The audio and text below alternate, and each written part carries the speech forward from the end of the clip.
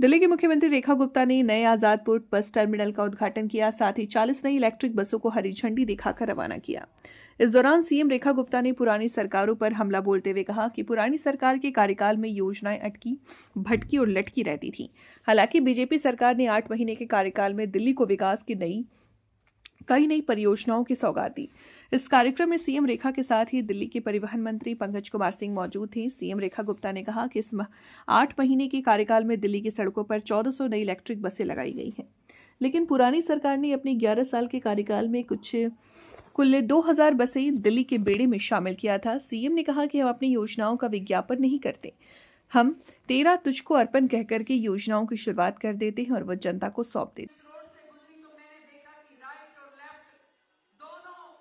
बड़ी ड्रेन बुरी तरह से टूटी हुई है। जो मेट्रो आ रही है उसके नीचे का पूरा एरिया सेंटर वन खराब है। ये मैं इसलिए रिपीट कर रही हूँ कि यहाँ पे हमारे पीडब्ल्यूडी के अधिकारी भी बैठे हैं, डीएमआरसी के भी अधिकारी हैं।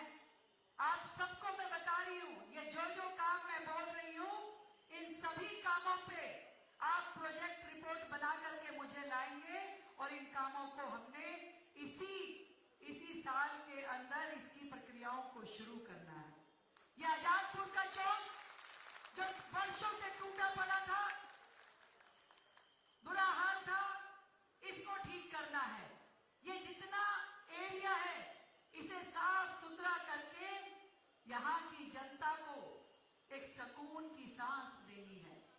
बधाई देती हूँ परिवहन मंत्री जी को, जो लगातार कोई ऐसा हफ्ता नहीं जाता होगा जब हमारा दिल्ली परिवहन विभाग का जनता के हित में किसी न किसी योजना का उद्घाटन ना हो रहा हो। हर हफ्ते कभी हम बस दे रहे हैं, कभी टर्मिनल शुरू हो रहा है, कभी ऑटोमेटेड सर्विस स्टेशन की शुरुआत हो रही है, कभी पिंक कार्ड पे काम चल रहा है। हर तरीके से दिल्ली की जनता को अपनी परिवहन व्यवस्था से सुविधाएं दी जाए, उसका प्रयास हो रहा है।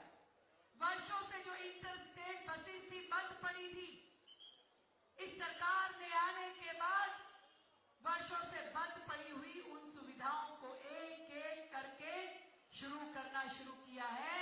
दिल्ली से सोनीपत की सर्विस शुरू हुई, दिल्ली से बागपत की सर्विस शुरू हो चुकी है और इसी तरीके से दिल्ली एनसीआर के बाकी स्थानों को भी दिल्ली की इन इलेक्ट्रिक बसों से जोड़ा जाएगा, जो ना केवल दिल्ली का प्रदूषण कम करेंगी बल्कि ट्रांसपोर्टेशन के लिए एक बहुत ही सुंदर व्यवस्थाएं खड़ी करेंगी। कुछ आनंद आ रहा है, नहीं आ रहा है?